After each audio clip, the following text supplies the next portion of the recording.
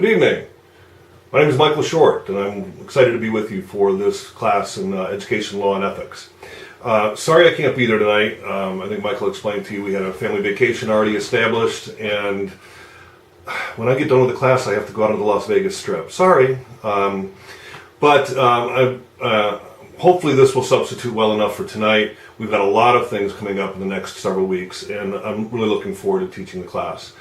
Give you a little background on myself. I'm the principal at Perrysburg High School. I have been going into my 10th year at Perrysburg. It hardly seems possible. Prior to that, I was an assistant principal at Bedford High School in Temperance, Michigan for 4 years, and I always tell people I did a year in Stryker. Now, that's not the Correction Center of Northwest Ohio.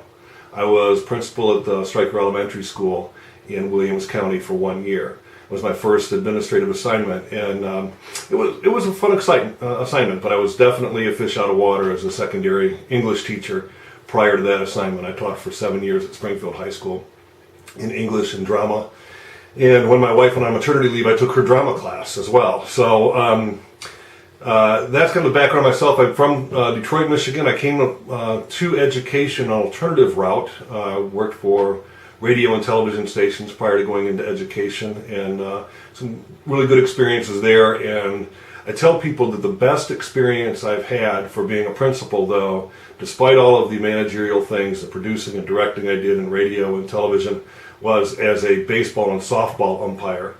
We had to make decisions quickly and walk away tough. So I'm hoping that won't be an indication of what you're going to experience later, but we'll help you get some background in law, at least, to make some really good decisions.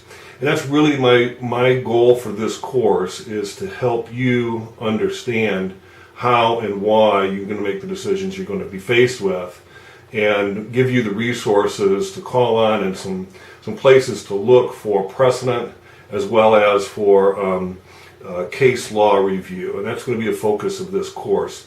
We're going to do a lot of the situational stuff that Michael and Michael French and Michael Smith have begun with you. The assistant superintendent may crop up again, but what we're really going to look at is why we're making the decisions we're making in the situations we're given. So we need to kind of look at what's happened before in case law that will inform our decisions as we go through this. So you should all have a copy of the syllabus. It's on the Sakai website, and I think I have to put it onto the Principal Academy website as well, and I'm going to talk through that with Michael and get that established. But you should have a copy of the syllabus and follow through with what we're doing. Tonight is the only night where the pre-reading is not really that necessary.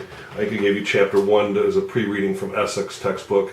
That's the only one where we're not going to have to worry about it. But everything else, we're going to want to make sure we're ready to go in class, have that background of the case law and the chapters to work with as a point of discussion.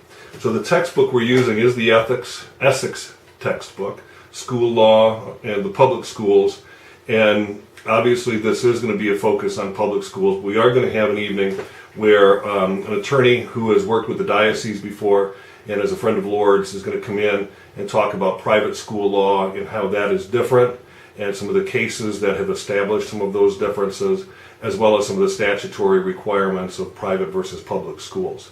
So I'm looking forward to that, and we have at the end of the course a couple of other guest speakers coming in, friends of mine, primarily from Perrysburg, that will come in and talk about their particular expertise in those areas.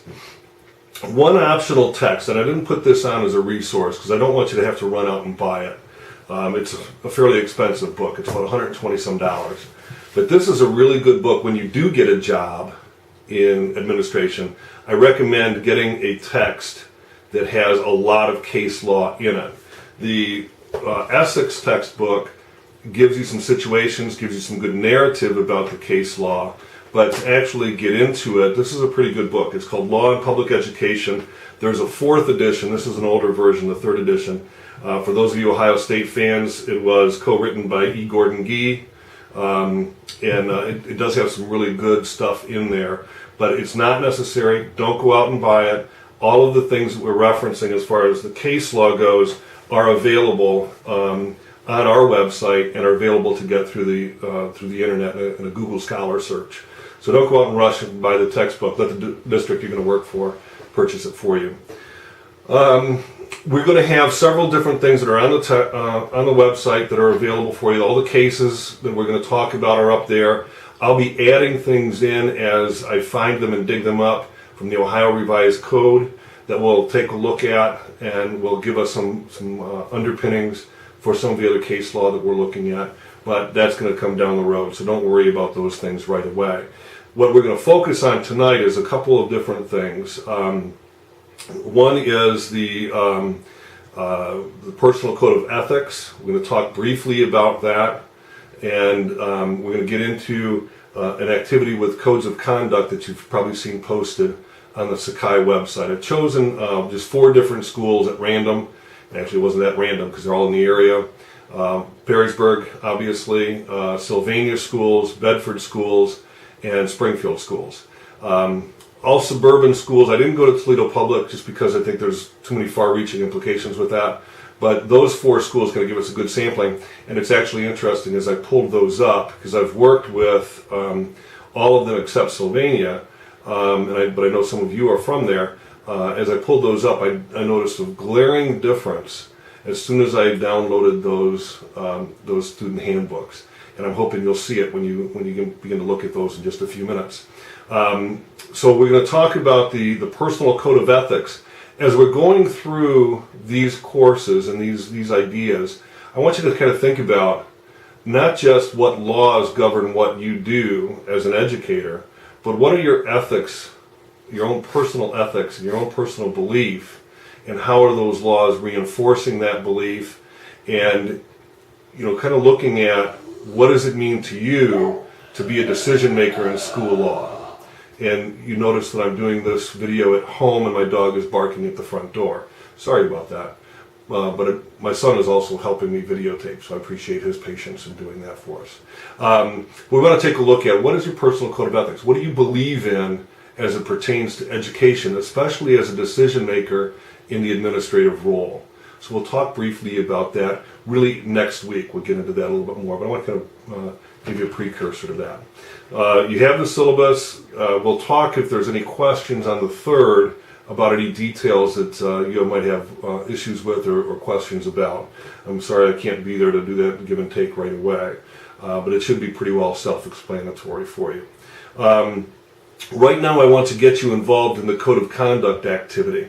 So you have on the Sakai website, and I was hoping you brought something with which to access that website, you have 4 codes of conduct from 4 different schools.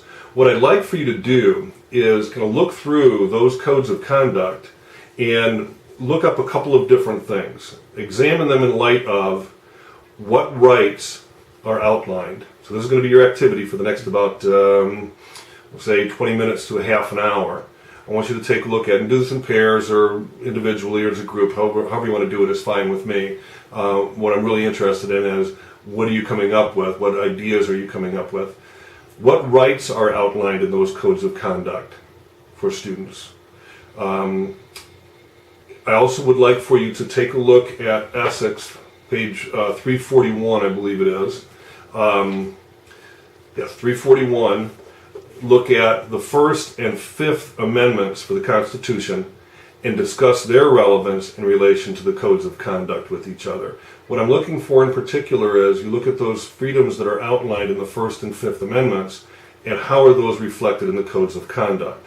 Jot down a couple of notes. I do want your notes when we meet again, on the 3rd, so that we can kind of talk through that quickly before we get into the significance of the next set of cases we look at on the 3rd. Also, I'd like you to take a look at what are the school's entanglement rights, or what is the school's entanglement with a student's property rights.